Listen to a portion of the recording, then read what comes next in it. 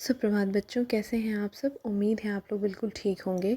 पिछली क्लास में हमने सप्तक के पहले प्रकार के बारे में जाना था। मैं थोड़ा सा रिमाइंड करा दूं। 3 प्रकार होते हैं सप्तक के: मंद्र सप्तक, मध्य सप्तक और तार सप्तक, जिसमें हमने मध्य आज पढ़ना है, मंद्र हमने पिछली क्लास में पढ़ा था। तो मंद्र सप्तक में मुझे उम्मीद है आपको समझने में कोई परेशानी नहीं हुई होगी। तो चलिए स्टार्ट करते हैं। मध्य सप्तक के बारे में जानते हैं। मध्य सप्तक सप्तक का दूसरा प्रकार है।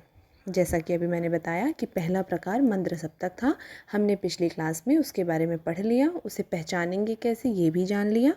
तो मध्य सप्तक जो है, जाहिर सी बात है, अगर मंद्र सप्तक पहला है तो मध्य सप्तक उसके बाद ही आता है।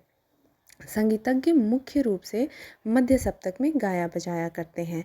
पिछली क्लास में जब हमने मंद्र सप्तक के बारे में पढ़ा था तो मंद्र सप्तक मोटी आवाज़ में गाया जाता है और स्वर जो है भारी होके निकलते हैं, और उसमें गाने में भी गर्दन को बहुत बेंड करना पड़ता है, झुकाना पड़ता है, ठीक है। लेकिन मध्य सप्तक में क्या होता है कि मोस्ट ऑफ सिंगर्स और म्यूजिशियंस जो हैं वो मध्य सप्तक में गाना कंफर्ट उनको मिलता है, गाना ज़्यादातर मध्य सप्तक में ही गाया बजाया जाता है, ठीक है।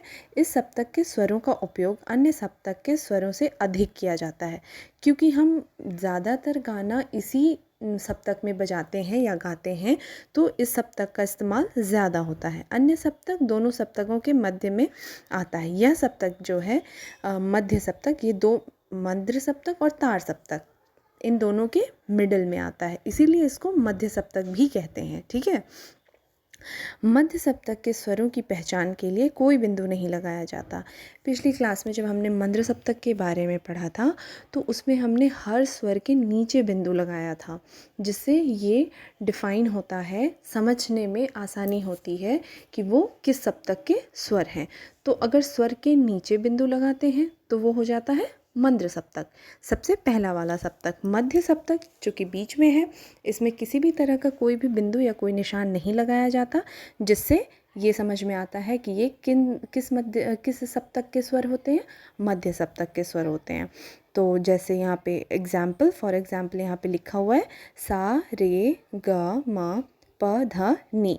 इसमें आप ध्यान से देखेंगे तो आपको ना नीचे में कोई बिंदु नज़र आएगा ना ऊपर में कोई बिंदु नज़र आएगा। तो इसका मतलब क्या हो गया कि ये मध्य सप्तक के स्वर हैं। मंद्र सप्तक और मध्य सप्तक में डिफरेंस ये है कि वो मोटी आवाज़ या और भारी आवाज़ में गाई जाती है, जिसको गाने में काफ़ी परेशानी होती है। तो ज़्यादातर गाने जो हैं वो मिडिल सप्तक में, मध्य सप्तक में गाया बजाया जाता है, ठीक है। और मध्य सप्तक में किसी भी तरह का कोई निशान नहीं लगाया जाता। ये एक डिफरेंस है मंद्र सप्तक और मध्य सप्तक के बीच में। अगली क्लास में सप्तक के अगले पार्ट के बारे में जानेंगे। तब तक आप अपना ख्याल रखें। धन्यवाद।